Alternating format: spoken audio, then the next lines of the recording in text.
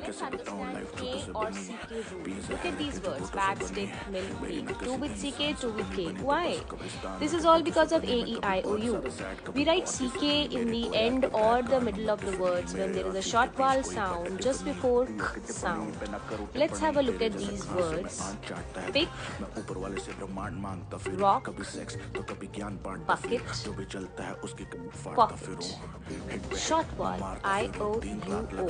So for K sound we are writing CK here. And we write K in those words which has two vowels before K sound. Have a look at these words: book, cook, week, peak. Before K sound, we have two vowels, so we are writing K.